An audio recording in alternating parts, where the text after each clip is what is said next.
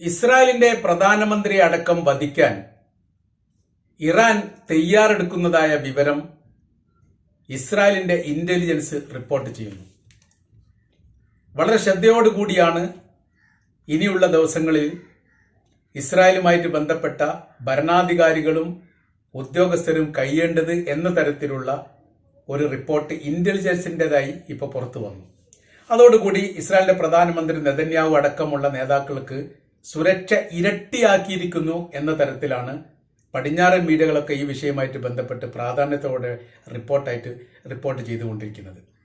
മൊസാദിന്റെ സംഘങ്ങളും ഈ ലിസ്റ്റിലുണ്ട്. എന്ന് വെച്ചാൽ ഇറാന്റെ ലിസ്റ്റിൽ മൊസാദ് സംഘവും ഇസ്രായേലിന്റെ പ്രധാനമന്ത്രിയും ഭരണാധികാരികളും പ്രതിപക്ഷവുമായിട്ട് ബന്ധപ്പെട്ട സംവിധാനവും പ്രതിരോധവുമായിട്ട് ബന്ധപ്പെട്ട സംവിധാനങ്ങളൊക്കെ ഉണ്ട്. വ്യക്തിയെ കൃത്യമായ ലക്ഷ്യം വെച്ചുകൊണ്ട് അപകടത്തിൽപ്പെടുത്താനുള്ള ശ്രമമാണ് നടത്തുന്നത് എന്ന തരത്തിൽ ഇസ്രായേലിന്റെ ഇന്റലിജൻസ് റിപ്പോർട്ട് ചെയ്യണമെങ്കിൽ അതിൽ എന്തെങ്കിലുമൊക്കെ കയമ്പുണ്ടാവാനുള്ള സാധ്യതയുണ്ട് എന്ന് രാഷ്ട്രീയ നിരീക്ഷകർ വിലയിരുത്തുന്നു. ഒരു പക്ഷേ ഇസ്രായേൽ എന്ന് പറയുന്ന രാജ്യത്തിന്റെ ചരിത്രത്തിൽ അല്ലെ രാഷ്ട്രം ഉണ്ടായ ശേഷം ആദ്യമായിട്ടാണ് ഒരു മുസ്ലിം രാജ്യത്തിന്റെ ഭീഷണി മൂലം രാജ്യത്തിലെ ഭരണാധികാരികൾക്ക് സുരക്ഷ ഇരട്ടിയാക്കി ഒളിത്താവളങ്ങളിൽ നിൽക്കേണ്ട ഒരു സ്ഥിതിവിശേഷം ഉണ്ടായത് എന്ന തരത്തിലാണ് നമ്മൾക്കിത് വായിച്ചെടുക്കാൻ വേണ്ടി സാധിക്കുന്നത്. ഇങ്ങനെയൊരു സംഭവങ്ങളൊന്നും സമാന ചരിത്രത്തിലൊന്നും ഉണ്ടായിട്ടില്ല. അപ്പോൾ അതിഭയങ്കരവും അതിശക്തവുമായിരിക്കുന്ന മുന്നൊരുക്കങ്ങൾ ഇറാൻ ഒരുക്കുന്നുണ്ട് എന്ന തരത്തിലാണ് ഈ റിപ്പോർട്ട് പറയുന്നത്. കഴിഞ്ഞ ആഴ്ച മറ്റൊരു റിപ്പോർട്ട്, ഇന്റലിജൻസ് റിപ്പോർട്ട് അമേരിക്കയുടേത് പുറത്തു വിട്ടിരുന്നു. അതിനെ അടിസ്ഥാനമാക്കി പറയുന്നത് ഒരാഴ്ചക്കകം അല്ലെങ്കിൽ 10 ദിവസങ്ങൾക്കകം തീർച്ചയായിട്ടും ഇറാൻ ഇസ്രായേലിനെ ആക്രമിക്കും എന്നുള്ളതാണ്. വളരെ കൃത്യമായിരിക്കുന്ന രഹസ്യാന്വേഷണത്തിന്റെ ഭാഗമായി അവർ തയ്യാറാക്കുന്ന റിപ്പോർട്ടാണ് ഇന്റലിജൻസ് റിപ്പോർട്ടായിട്ട് പുറത്തു വരുന്നത്. വളരെ അതിസൂക്ഷ്മവും അതിരഹസ്യവുമായ രീതിയിൽ ആ രാജ്യത്ത് നടക്കുന്ന സംഭവങ്ങളെ ക്രോഡീകരിച്ചുകൊണ്ട് അത് പരസ്യപ്പെടുത്തുന്ന പ്രവൃത്തിയാണ് ഇന്റലിജൻസ് സംവിധാനം. അത് അപൂർവമായിട്ട് മാത്രമാണ് അറബ് രാജ്യങ്ങൾക്ക് അല്ലെ മുസ്ലിം രാജ്യങ്ങൾക്കെതിരെ ഒരു പ്രഖ്യാപന കാര്യങ്ങളോ അല്ലെ നിലപാടുകളൊക്കെ ഈ റിപ്പോർട്ടിന്റെ അടിസ്ഥാനത്തിലൊക്കെ ഉണ്ടാവാറുള്ളത്. കാര്യം ഇസ്രായേലിനെതിരെയും അല്ലെങ്കിൽ അമേരിക്കക്കെതിരെയും ഏതെങ്കിലും മുസ്ലിം രാജ്യങ്ങൾ പരസ്യമായ രീതിയിൽ വെല്ലുവിളിച്ചുകൊണ്ട് യുദ്ധം നടത്തുക അല്ലെ യുദ്ധ പ്രഖ്യാപനം നടത്തുക അല്ലതിന്റെ സംവിധാനങ്ങൾ ഒരുക്കുക എന്ന് പറഞ്ഞാൽ അത് ഇല്ലാത്തൊരു കാര്യമാണ്. ലോക യുദ്ധത്തിൽ പങ്കെടുത്ത തുർക്കിക്ക് പോലും സാധിക്കാത്തതാണ് ഇറാനിൽ ഇപ്പോൾ നടന്നു വരുന്നത് അല്ലെങ്കിൽ ഇറാൻ അത് ഉദ്ദേശിക്കുന്നത് എന്ന തരത്തിലാണ് ഈ വിഷയങ്ങളൊക്കെ റിപ്പോർട്ടായിട്ട് പുറത്തു വരുന്നത്. അപ്പൊ അതോടുകൂടി തന്നെ ഏകദേശം യുദ്ധ മേഖല അല്ലെ യുദ്ധ രീതികളൊക്കെ വളരെ ഗൗരവമായിട്ട് തന്നെയാണ് ലോകം കാണുന്നത് എന്നുള്ളത് ഏറെക്കുറെ ഉറപ്പായിരിക്കുകയാണ്. അമേരിക്ക വലിയ രീതിയിലുള്ള ആയുധ സംവിധാന കാര്യങ്ങളൊക്കെ വീണ്ടും ഇസ്രായേൽ നൽകുന്നതോടൊപ്പം തന്നെ യുദ്ധമില്ലാതിരിക്കാനുള്ള വലിയ ശ്രമങ്ങളും ഇതിനോടനുബന്ധിച്ച് തന്നെ നടത്തുന്നു. എന്നാൽ വെടിനിർത്തലുമായിട്ട് ബന്ധപ്പെട്ട കരാർ വ്യവസ്ഥകൾ അല്ലെ കരാറുമായിട്ട് ബന്ധപ്പെട്ട കാര്യങ്ങളൊക്കെ ഖത്തറിൽ ഇപ്പോഴും നടന്നുകൊണ്ടിരിക്കുകയാണ് എന്ന തരത്തിലുള്ള റിപ്പോർട്ട് വരുന്നുണ്ട്. 2 ദിവസം മുമ്പ് അല്ലെങ്കിൽ 3 ദിവസം മുമ്പാണ് ഇതിന്റെ ആരംഭം കുറിച്ചത് ഖത്തറിൽ വെച്ചിട്ട്. 2 കാര്യങ്ങൾ അതിൽ പ്രത്യേകം പറയുന്നുണ്ട്. ഇസ്രായേലും ഹമാസുമായിട്ടുള്ള അല്ലെ പാലസ്തീനുമായിട്ടുള്ള യുദ്ധത്തിന് വെടിനിർത്തലുമായി ബന്ധപ്പെട്ട വിഷയത്തെക്കുറിച്ച് ചർച്ച ചെയ്യുക, അതല്ലെങ്കിൽ ശാശ്വതമായിരിക്കുന്ന ഒരു യുദ്ധാവസാനത്തെക്കുറിച്ച് ചർച്ച ചെയ്യുക. തീർച്ചയായിട്ടും അത് വിജയിക്കുന്ന തരത്തിലുള്ള വിട്ടുവീഴ്ചയോട് കൂടി വേണം ചർച്ച ചെയ്യാൻ എന്നുള്ള നിർദ്ദേശങ്ങളും അമേരിക്ക വെച്ചിട്ടുണ്ട് എന്നുള്ളതാണ്. കാര്യം എന്ന് പറയുന്നത് കഠിനമായിരിക്കുന്ന പ്രയോഗങ്ങളാണ് നടത്തുന്നതെങ്കിൽ അല്ലെങ്കിൽ നിർദ്ദേശങ്ങളാണ് നടത്തുന്നതെങ്കിൽ അത് പലസ്തീൻ അംഗീകരിച്ചിട്ടില്ലെങ്കിൽ തീർച്ചയായിട്ടും പരാജയം ഉണ്ടാവും. ഈ ഒരു കാരണം പറഞ്ഞുകൊണ്ട് ഇറാൻ ഇസ്രായേലിനെ ആക്രമിക്കാനുള്ള അവസരം ഉണ്ടാവും. അത് അവസരം നമ്മൾ ഉണ്ടാക്കരുത് എന്നുള്ളതാണ് അമേരിക്കയുടെ നിലപാട്.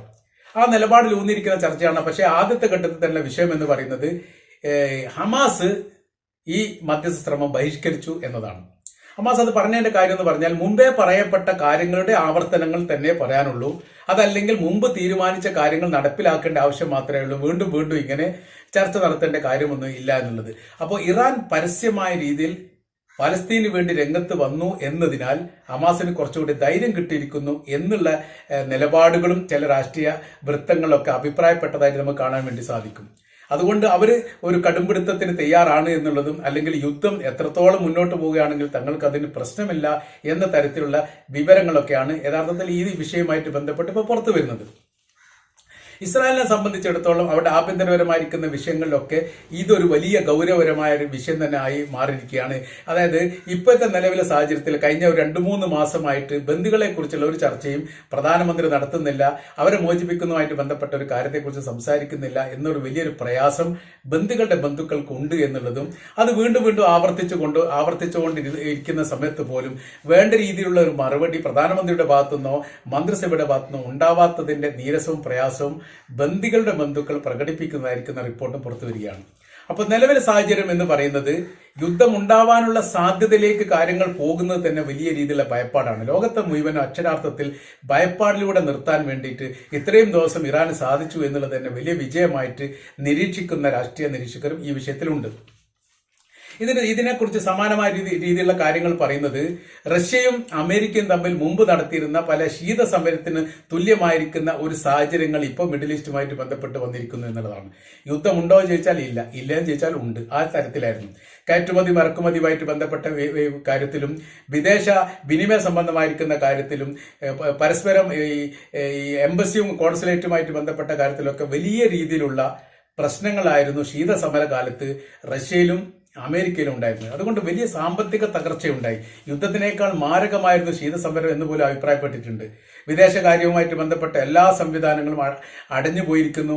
പരസ്പരം രാജ്യങ്ങളും തമ്മിൽ അവിടുത്തെ ഇവിടുത്തെ പൗരൻ തമ്മിൽ ബന്ധപ്പെടുന്നത് പോലും വലിയ നിയന്ത്രണം ഉണ്ടാവുന്ന ഒരു സാഹചര്യമായിരുന്നു ഈ ശീതസമര കാലം എന്ന് പറയുന്നത്. യഥാർത്ഥത്തിൽ അതൊരു മാനസിക പീഡനമായിരുന്നു. ആ പീഡനത്തിൽ 2 രാജ്യത്തിനും വലിയ രീതിയിലുള്ള നഷ്ടങ്ങൾ ഉണ്ടായിട്ടുണ്ട്. നയതന്ത്ര ബന്ധങ്ങൾ മുഴുവൻ വിച്ഛേദിച്ചു എന്നതിനാൽ ആ രാജ്യത്തുള്ള ഒരു പൗരന്മാർക്ക് എന്തെങ്കിലും വിഷയം വന്നാൽ അതിൽ ഇടപെടാൻ പോലും സാധിക്കാത്ത രീതിയിലുള്ള പ്രതിസന്ധി ഉണ്ടായി. കയറ്റുമതിയും ഇറക്കുമതിയും നിരോധിച്ചു. ടൂറിസവുമായിട്ട് ബന്ധപ്പെട്ട വിഷയങ്ങളുണ്ടായി.